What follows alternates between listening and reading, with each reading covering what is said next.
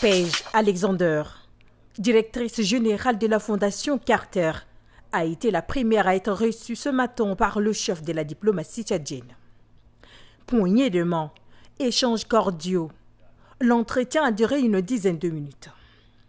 Au cœur des discussions, des progrès notables du Tchad dans l'éradication du ver de Guinée, une maladie tropicale qui sévit encore dans plusieurs pays africains, selon la Fondation.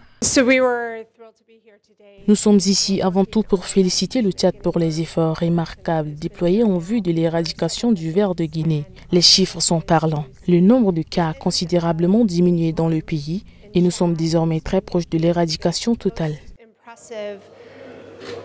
Après la délégation de la Fondation Carter, Dr Abdoulaye Sabour Fadoul a accueilli Filippo Iscamaika del Murgo, ambassadeur d'Italie auprès de la République du Tchad. Objectif de cette visite, relancer la coopération bilatérale entre l'Italie et le Tchad.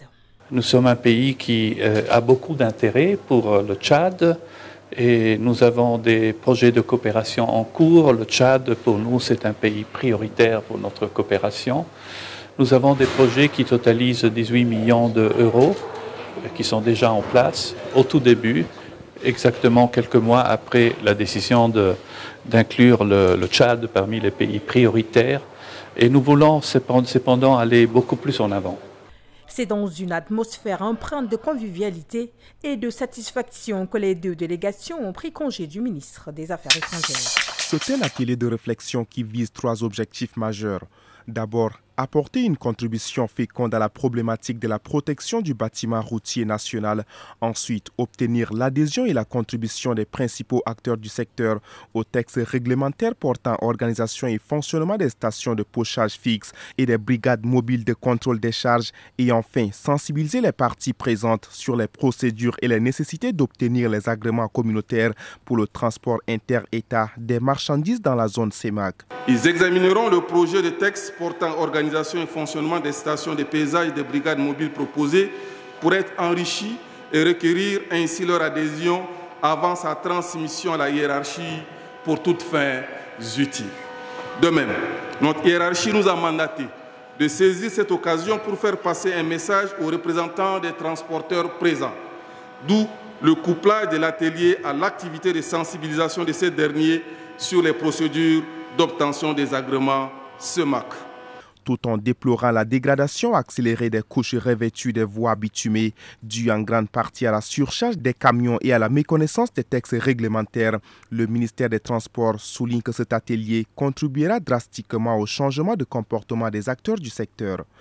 Cet atelier devrait nous amener à faire opérer des changements comportementaux et d'attitude de nos citoyens, usagers de la route, et en même temps une prise de conscience personnelle et professionnelle pour la protection de notre bien commun qui est la route. Oui, la route constitue un bien commun de tous les Tchadiens et par conséquent, elle doit être entretenue et sauvegardée jalousement par tous. Il est prévu à la fin de cet atelier la signature d'un accord entre le ministère et les transporteurs pour l'obtention de l'agrément CEMAC. Lors de la cérémonie de clôture, le gouvernement tchadien a réaffirmé son engagement à éradiquer le ver de Guinée. Le Tchad entend renforcer sa coopération avec les pays partenaires pour un avenir sans cette maladie. Les différentes présentations suivies des échanges fructueux ont permis d'évaluer les réalisations et identifier les difficultés auxquelles font face le programme d'éradication des maladies du ver de Guinée. Durant 2 jours, vous avez eu à travailler d'arrache-pied et les résultats de ces travaux permettront d'améliorer les stratégies et de renforcer le pouvoir des partenariats afin de construire un avenir sans ver de Guinée. Les pays endémiques concernés incluent le Cameroun, le Soudan du Sud, l'Angola, l'Éthiopie, le Mali et bien sûr le Tchad. Les séquelles des inondations de 2024 sont encore présentes alors que la prochaine saison des pluies s'annonce. Et pour prévenir d'éventuels dégâts encore cette année, le Comité national de prévention et de gestion des inondations s'active. Il fait le bilan des travaux effectués l'année dernière afin de se redéployer. Il s'agit d'une réunion de relance, de remobilisation et de sensibilisation de la population. Et très rapidement, au niveau technique, on va se pencher avec l'ensemble des parties prenantes que sont la mairie centrale, les différentes mairies et les différents ministères aussi intéressés par la question pour voir quelles sont les pistes de solutions, quelles sont les anticipations, quels sont les travaux à relancer en urgence. Les inondations de 2024 ont fait près de 600 victimes et affecté environ 2 millions de personnes. Cette phase vise à actualiser les données démographiques, économiques et sociales indispensables à la planification et au développement national. Selon Ewande Odia, représentante résidente de l'UNFPA au Tchad. Ce recensement permettra de mieux cerner les besoins spécifiques de la population et d'orienter les politiques publiques. La phase que nous lançons aujourd'hui, la cartographie censitaire, est déterminante. Elle permettra de délimiter les zones de dénombrement à l'échelle nationale.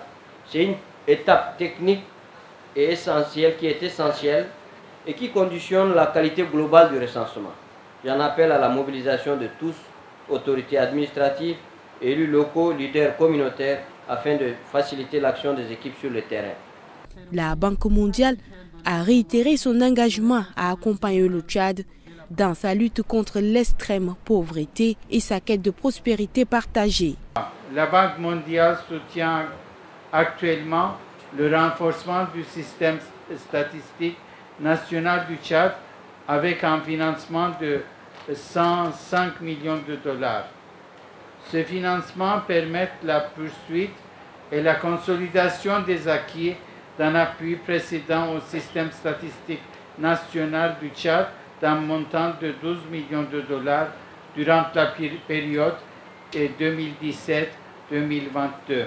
La cérémonie a été ponctuée par la projection d'un film sur la cartographie et une visite guidée de la salle dédiée couvrant les différentes provinces et les 10 arrondissements de la capitale. Parmi ceux qui rendent hommage à sa mémoire, la voix de son neveu, Tialba Ngarbay, se distingue. Il évoque la présence régulière de son oncle Assar, notamment dans le quartier Bagirmi, où l'ancien président possédait 2 résidences. Il a l'habitude de s'asseoir là avec des amis, d'un invité, partager un peu, discuter. Il insiste sur les qualités humaines de Ngarta Tomalbaye, soulignant son engagement dans l'éducation de ses enfants, malgré les responsabilités d'État. Le témoignage d'Alassien Banrimbang, ancien voisin, complète ce portrait. Il décrit un homme discret, curieux et passionné de savoir. Il aimait la lecture. Il aime trop la lecture. Il sort rarement. Il sort juste pour les affaires politiques et il revient. Il ne se balade pas tellement. À Sarr, les souvenirs de Tomalbaye restent vivants, dans les lieux comme dans les mémoires. Le 2e arrondissement d'Onchamena, le cœur battant de la capitale. Une commune qui abrite plusieurs grandes institutions de la République. Mais un problème persiste. Les caniveaux de drainage sont toujours bouchés, empêchant l'évacuation des eaux, avant même l'arrivée de la saison des pluies. Et cela affecte personnellement notre existence. Lorsque tu sors de chez toi et tu trouves de l'eau comme ça et tu ne sais pas quoi faire, c'est compliqué. Souvent, on arrive à même apporter des bennes, l'autre qui transporte l'eau. Il évacue, mais l'eau quand même reste. Il évacue le matin, le soir, c'est rempli comme ça. C'est un peu compliqué. Et cela nous cause vraiment des maladies. Depuis des années, cette situation perdure dans cet arrondissement qui compte aussi quartiers. Pour la nouvelle équipe municipale, le défi est de taille, mais pas insurmontable. Nous avons constitué une équipe dédiée à l'entretien des caniveaux. Par ailleurs, récemment, les jeunes s'organisent en association au sein des différents quartiers de notre commune, à l'instar du quartier Marjandafak. Chaque dimanche matin, ces jeunes s'engagent à nettoyer les rues et à retirer des déchets des caniveaux. En tant que commune, nous nous engageons à soutenir ces initiatives. Toutefois, un problème majeur subsiste. Dans le quartier Goudi, il n'existe pas de caniveaux. Nous allons nous mobiliser pour en créer et établir un bassin de rétention. Ces canaux restent obstrués alors que N'Djamena s'apprête à affronter les premières pluies de la saison. C'est une scène digne des scénarios des films nigérians, inimaginable pour le commun des mortels. Sur des images filmées par des témoins, Un jeune en maillot de football accuse un autre vêtu d'un t-shirt bleu de lui avoir volé son sexe après une simple poignée des mains. La foule s'agite, vient en aide à la victime et confirme l'étrange disparition. Tu lui ramènes son béni. Ramène-lui son béni, sinon je te donne une. Ambiance tendue, sous la pression populaire, le présumé voleur rend mystérieusement le troisième pied de la victime. Des cas similaires ont été signalés à N'Djamena, mais aussi à Moundou, Doba et Mongo.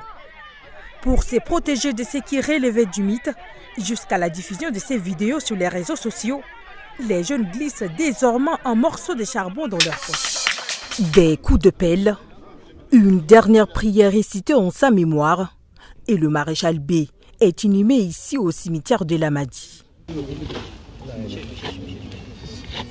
À la maison familiale au quartier Ardé du Mal, lieu de recueillement, ses amis, camarades, artistes et fans sont venus lui rendre un dernier hommage.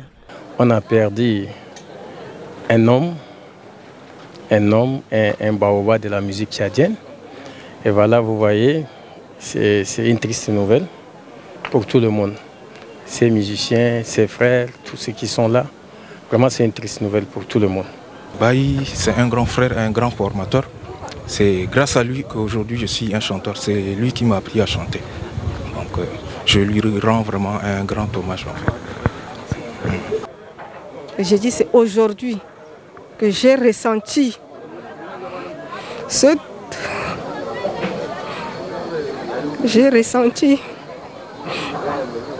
vide à travers Baï. Cher grand frère, va en paix. Le maréchal Baï a tiré sa révérence le week-end dernier dans des circonstances encore floues. Sa famille avait exigé une autopsie avant l'inhumation. Le problème maintenant, c'est entre la main de la justice et de la police. Nous, on ne se mêle pas de leurs enquêtes. Bon, ils vont certainement donner peut-être dans le grand secret, mais nous, on ne se mêle pas de ce côté-là. Nous, on s'occupe de notre deuil. Dès son vrai nom, Mahamat Ahmad Kaman est né en 1965. Il était le dernier leader du groupe Soubiana Musique à tirer sa révérence.